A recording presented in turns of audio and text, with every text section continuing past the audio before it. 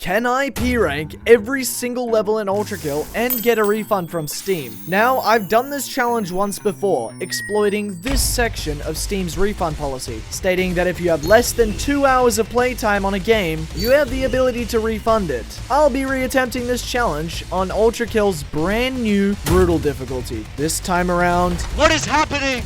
No! Are you kidding? The challenge was a lot more intense. Fresh save, all P ranks, under 2 hours. Let's see if it's possible. After slowly and painfully getting through the boot up sequence and optimizing my settings for peak performance, we enter the first level in the game, 0-1. Unfortunately, when starting on a brand new save, I don't have any of the cool late game weapons. Instead, I have a tiny little revolver and my bare hands. Oh, and also, on brutal difficulty, feels extra jumpy for some reason. Now, essentially, the plan for this level is 1, to collect all of 0-1's secret orbs to get extra shot points, and 2, to try get as many multi-kills and parries as possible. That's basically the only way to get style for now. We achieve our first P rank after absolutely destroying Maurice and dropping through a giant hole in the ground, leading to the next level, 0-2. 0-2 was the first level where we had access to the shop terminal, and with all the P that we saved up in the last level, we could buy the Marksman Revolver, an insanely good weapon for accumulating style points. This level contained traps that could instantly kill me if I got too close, but since I know the layout of this level and have played this game way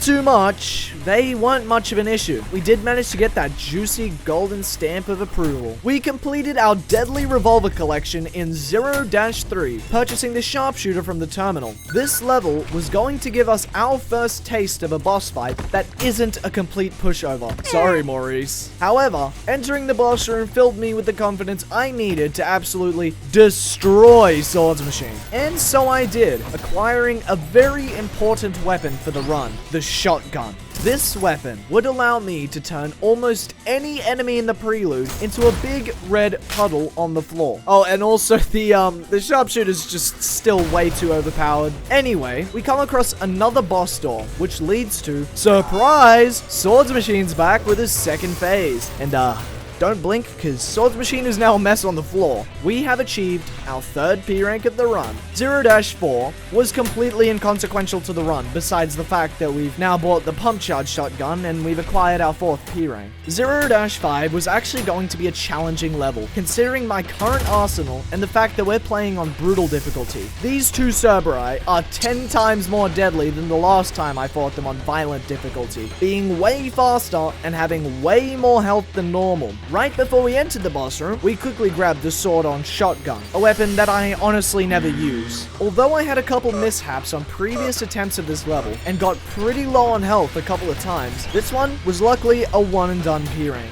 I'm proud to say that the prelude was now fully completed just 10 minutes into the run, but doing good on time wasn't going to last for long. 1-1 was not only a very needed scenic change, but it also introduced us to these little buggers called drones.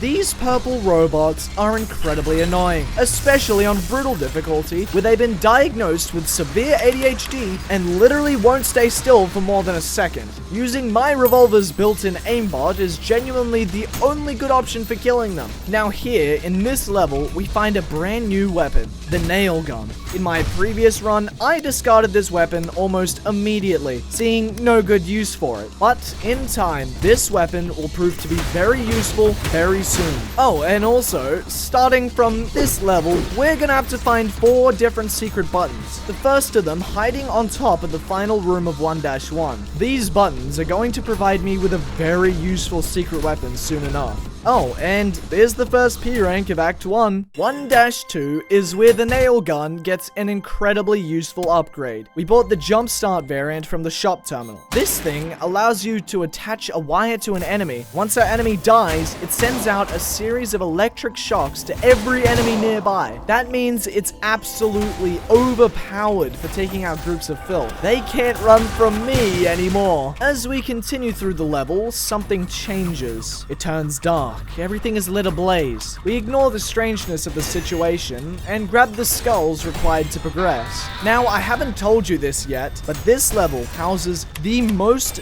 deadly boss in the entire game. Well, the second most deadly boss. And that boss is the one, the only, Okay. I didn't even get to say his name, you killed him so quickly. Now, is the very cancerous rodent any harder? No, not really. In the process of demolishing the cancerous rodents, we had pressed the second hidden button required to get that secret, ultra-powerful weapon. The rest of this level was over before I could even blink, and we acquired the second P rank of Act 1. 1-3 was terrifying on brutal difficulty. Not because it's super difficult, but the possible time losses are massive. We quickly picked up the overheat nail gun and dashed into the much more difficult red side of the level. Dozens of enemies stood in my way of the red skull, but putting the jumpstart variant of my nail gun to good use, we absolutely plowed through them all. Then, of course, we had to complete the remaining blue side of the level, which was significantly easier. After nearly 3 minutes, we had finally placed both of the skulls on their respective pedestals, opening up one of these giant stained glass windows. Oh, and by the way, 1-3 contains a bar of soap that can be used to instantly kill any enemy in the entire game. We used that soap to destroy one of these blockheads, finishing off the other with my pure, unadulterated skill. They were hiding the third secret button. There was only one left to go.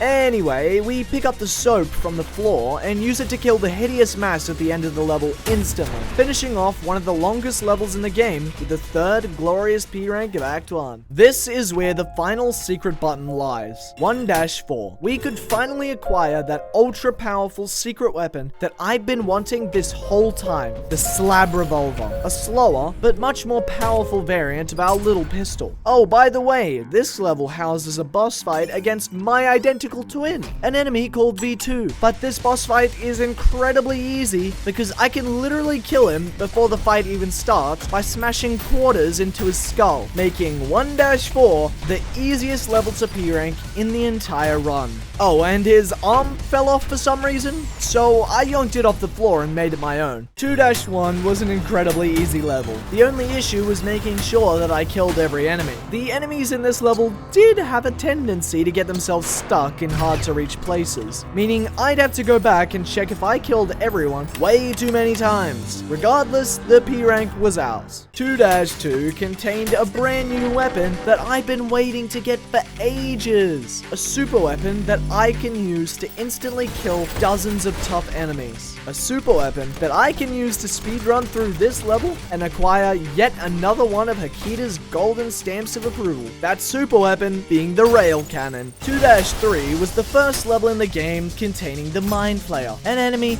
I was not happy to see. The flashbacks bounced around in my head, but only worsened the anxiety that I had for a very challenging upcoming level. But even with the hardest level in the entire game looming in my mind, we P-ranked this level pretty easily. 2-4, a level that used to be a cakewalk, was definitely made harder on brutal difficulty. This level contained the corpse of King Minos, who stood as a massive reminder of what's to come. But P-1 was easy, right?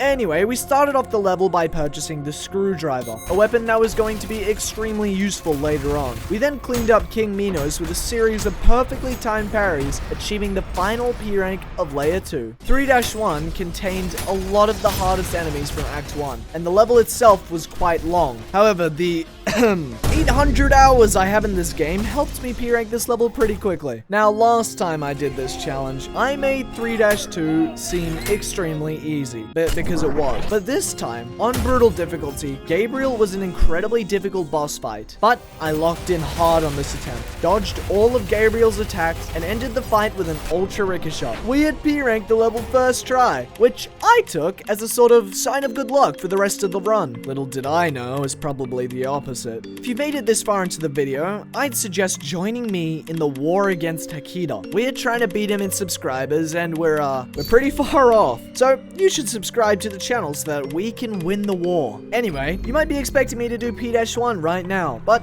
I'm going to save both Prime Sanctums for later. For now, we're continuing the run in 4-1, the first level of Greed. This level also happens to be the first level where we encounter virtues. Now, these biblically accurate angel-looking balls of glass are incredibly annoying on brutal difficulty. Their light beam attack sticks around for a solid 10 seconds before it dissipates, which is much longer than any lower difficulty. Anyway, we also happen to gain access to a new power-up called Dual Wield, which, guess what, allows us to dual wield our weapons. With this simple power-up, the P rank for this level was easy peasy. 4-2 is the level where most players learn that the dual wield power-ups stack. Yeah! This level also contains one of my least favorite enemies in the whole game, the Sisyphean Insurrectionist. Although he's pretty quick to kill when you have 3 arms. There's our P rank. 4-3. I couldn't see anything in this level, which means neither can you.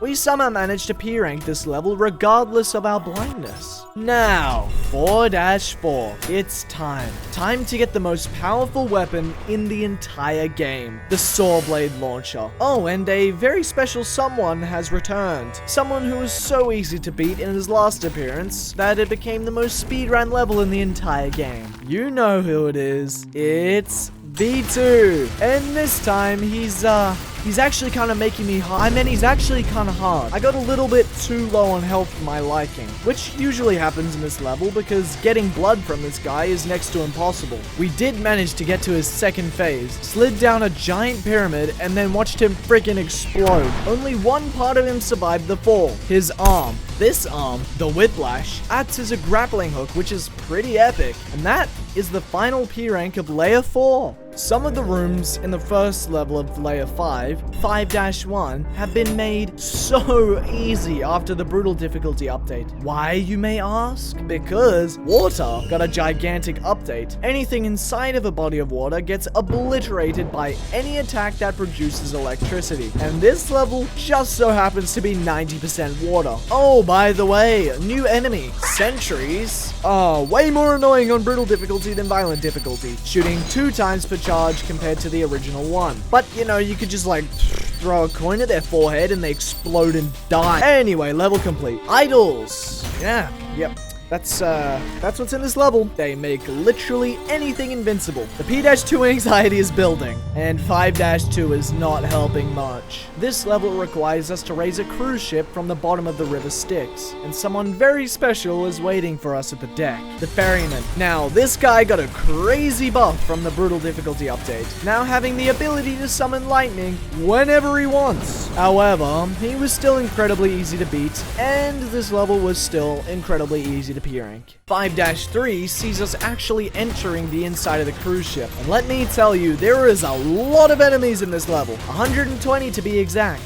This level also contains the final weapon I need to complete my arsenal, the rocket launcher. The ship proceeded to turn upside down immediately after grabbing that. Anyway, the rooms ahead were cleared out and 5-3 was ticked off the list. 5-4, Leviathan.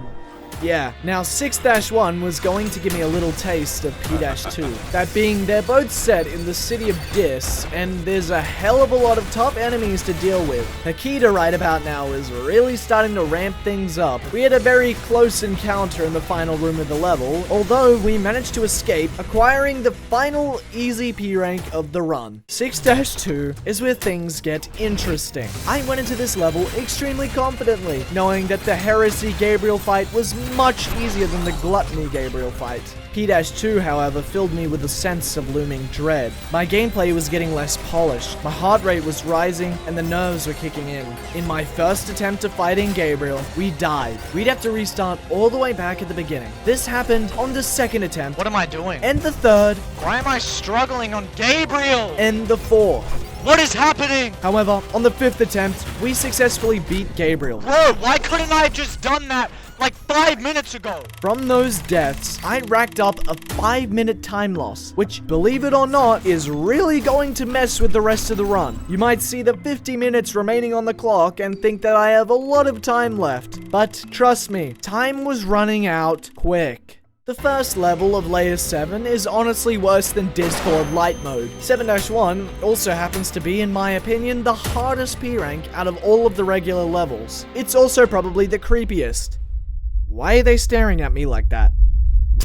I ultra-killed all over the place in the next couple of rooms, obliterating every mannequin, virtue, and mind flayer in my path. That was until we fell into 2 pitch-black pits, leading to an underground railway system where we hopped onto one of the carts. That cart took me through the tunnel, enemy after enemy getting flung off into the tracks by my rocket launcher. Things got quiet. Through the silence, a loud cry echoed around me. It was the Minotaur, an honestly extremely challenging boss fight. However, we took care of him, made it to the end of the tunnel, and that's when I realized the Minotaur wasn't actually done with me. But I certainly was done with him, deflecting a bullet off a coin right into his big stupid forehead. And that's another P rank in the bag. There was only 5 left to go. 7-2 opens straight to a mini boss fight with a Gutterman. Guttermen haven't changed much in brutal difficulty, although they do get enraged when breaking their shields, making them much faster than usual. Oh, but that's not the only new enemy introduced in this level. Gutter tanks are sometimes insanely difficult to deal with on brutal difficulty, and I would highly suggest staying away from one of them if you want to live.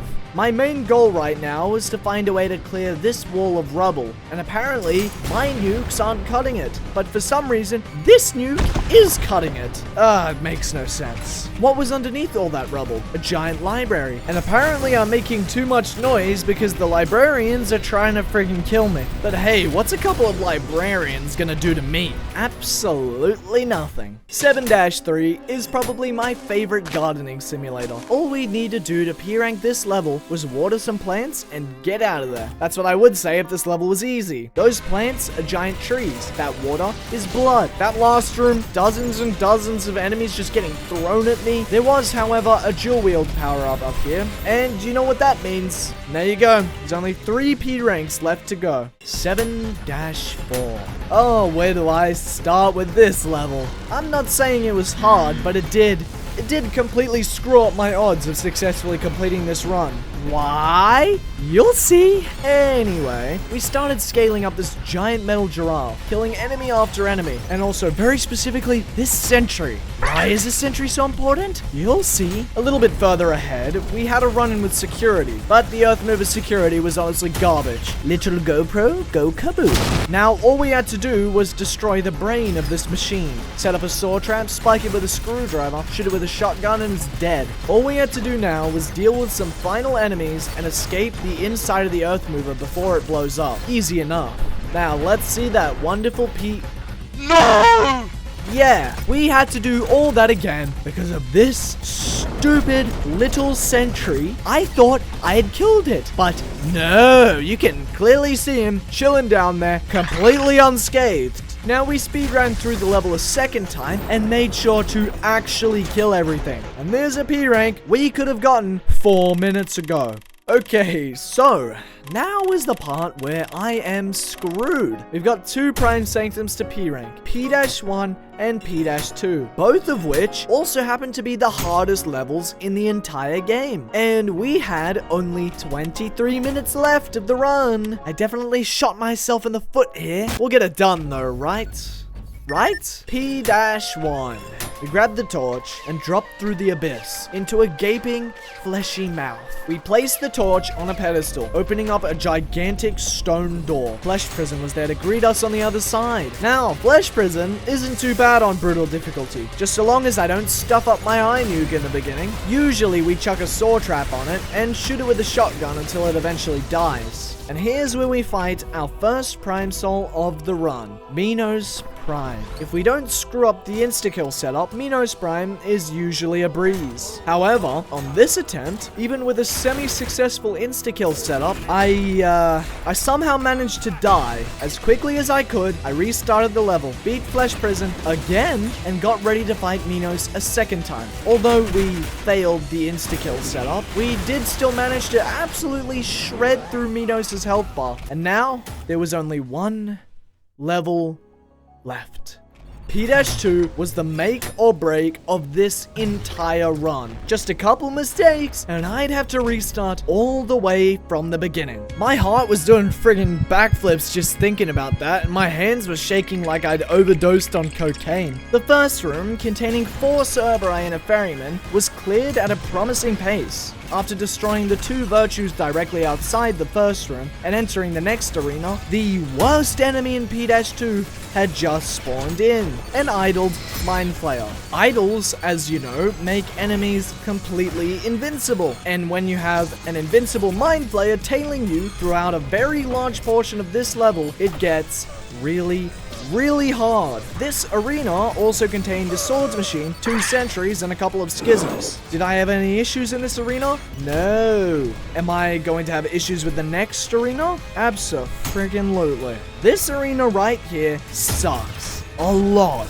because now there's 2 idled Mind Flayers, and on top of that, the game throws at me a sentry and 2 swords machines. I tried to take them out as quickly as I could, and was almost able to move on to the next wave of enemies, but I died. Who would have thought? That right there was a 2-minute time loss. I had only 15 minutes left to P-rank the hardest and longest level in the entire game. I made my way all the way back to that cursed room and died again. Well, there's another minute gone. On my 3rd attempt, however, I managed to not only beat the first wave of enemies, but also the second wave, containing 2 Maurices and 2 virtues. As quickly as I possibly could, I broke the 2 idols and eliminated the 2 remaining Mind Flayers. Things were looking promising. Just so long as I didn't mess up, this would be the attempt. The double insurrectionist room was easy, as per usual, but that ease, that comfort did not stay for very long. In my last Refund video, the upcoming room killed me not once, but twice. However, with pinpoint accurate nukes, clearing the room of all threats before they even had a chance to attack, the once deadliest rooms in the run were turned into mere jokes. I then entered the final and largest arena in the level, containing extremely challenging heavy enemies. Luckily, even if this arena was the largest, it definitely wasn't the hardest, as clearing it with ease was basically second nature to me. I was about to face the hardest boss in the entire game, right at the very end of the run. I kid you not, my heartbeat was probably faster in this moment than if I ran an entire marathon. If I died here, I'm not even joking, it would be nearly impossible to finish the run in time. So I really had to lock in for this one. Before we could get to the hardest boss in the game, we first had to deal with this idiot, Flesh Panopticon. The Flesh Panopticon boss fight is literally a joke. Just stand around and wait for it to die, and it will, because Sisyphus will kill it for us. Everything so far has led up to this. Dying now would put all that effort to waste. I placed down the deadliest sword trap I could possibly make. And you know what? I'll let you watch this fight unfold.